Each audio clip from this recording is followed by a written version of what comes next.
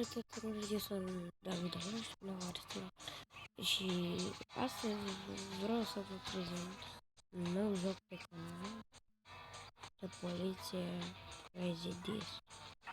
Sau poliție, nu știu.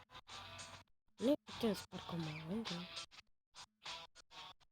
ca să le luăm pe ăștia, pe proștii ăștia.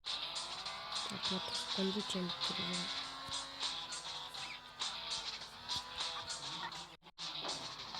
Eu? Și ce are? Și ce are? Ți-am zis eu ceva?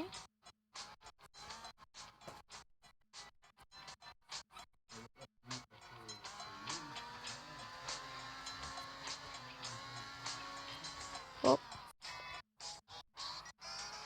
Da, acesta este tatăl meu.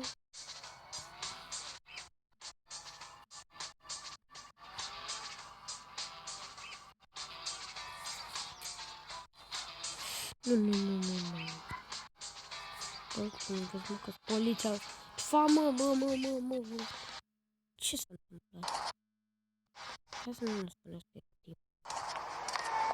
Deploy your troops. Fire on enemy's castles.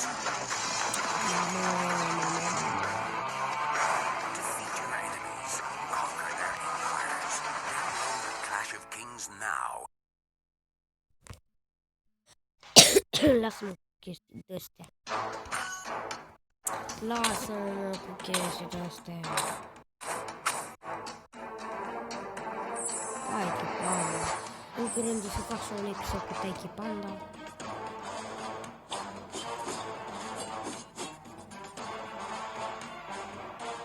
Hai, ce mișto.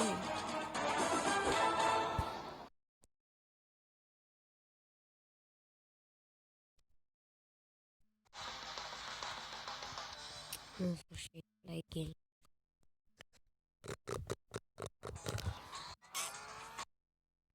Bă, dar ce face? Oh, nu. Uite-te și tu, frate, uite-te și tu.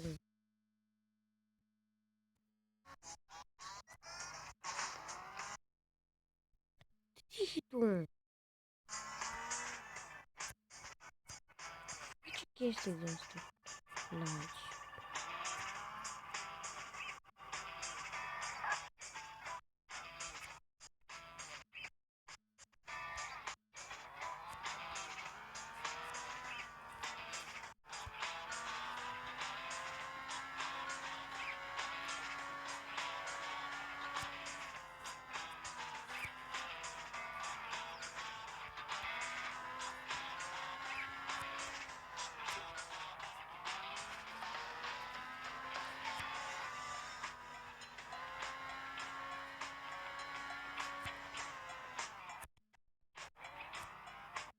I-am dus.